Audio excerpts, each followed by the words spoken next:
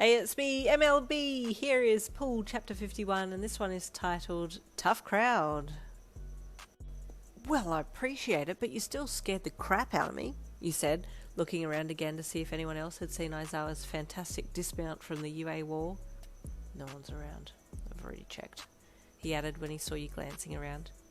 Not much gets by you, you mused, giving him a half smile.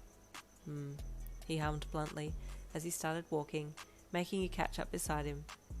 So, you said, trying to liven the conversation up a little bit, are we going to your usual dinner place?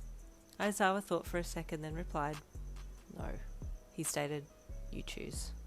Me? Did I not say it clear enough?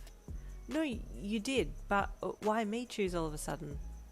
You mentioned that you felt like everything was on my terms. I'm giving you the option of choosing where we eat so you no longer have an argument base, he stated bluntly. Okay, that would have been a really sweet gesture had you not worded it like that and said it in that tone, you thought, with a sweat-dropped look on your face.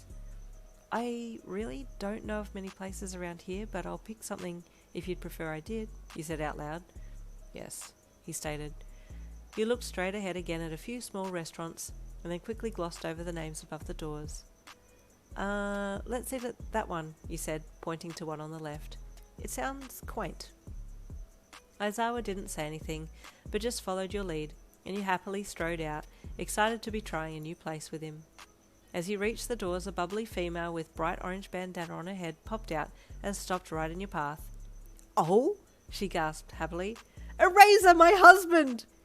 Your what? You asked with surprise, looking over your shoulder to Aizawa, who was a step behind you. I am not her husband, he stated bluntly. Oh, that's right. We're getting married this weekend, remember? This new woman teased. What's going on here? You asked, looking back and forth between the two. Are you cheating on me? She suddenly gasped, finally acknowledging your existence. This is Miss Joke, Aizawa said to you, ignoring the lady's theatrics as he explained who she was. She is supposedly a hero, and she thinks that she is funny. But as you can clearly see, she is not. You wound me, husband, Miss Joke teased with a giant grin on her face, clutching her chest to act like she had been shot. I'm not your husband. Date me then? I refuse. It was nice to meet you, you cut in, getting a little tired of Miss Joke's teasing of Aizawa, who was clearly not having any of it. But we are both hungry and would like to go inside to eat. Oh, you're not going to invite me as well? Miss Joke asked with a playful smile. No, Aizawa said sternly. She is not.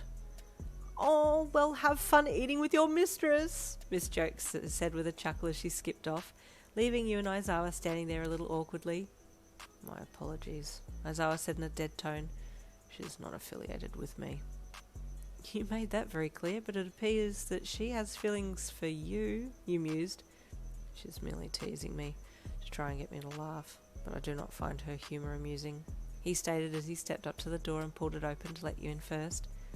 Clearly, you mumbled under your breath, stepping into the small restaurant and looking around. A waiter walked over and bowed politely to you and Aizawa before ushering you both to a nearby table to have a seat. Do you have many people that you associate with outside of school?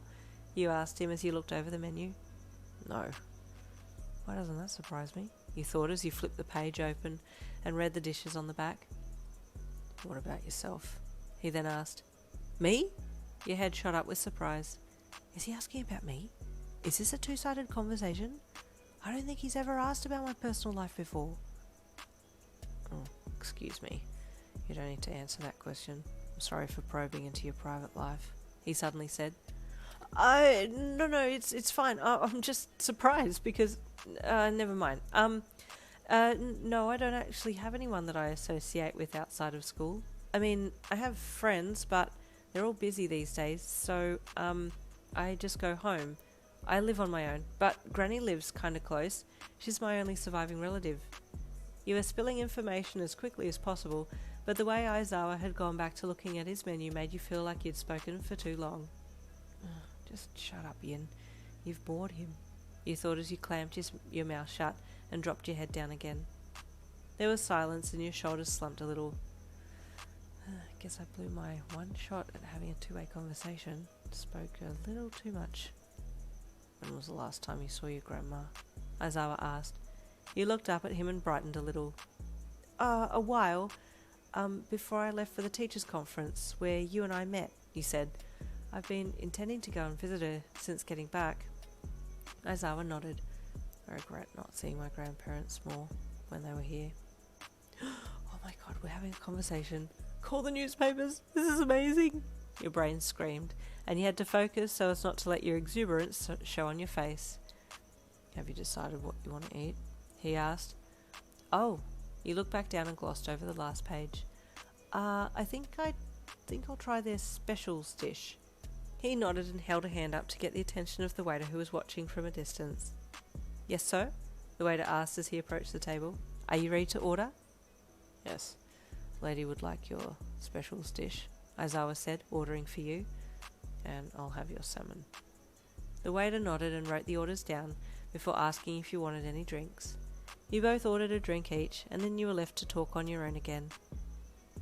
Did you also attend UA High School? You asked Aizawa as you sat back in your chair. Yes, he said, crossing his arms across his chest. That's a defensive stance, Aizawa, you thought, wondering if you should push your luck by asking any more questions. And there ends Chapter 51. Stay tuned for Chapter 52.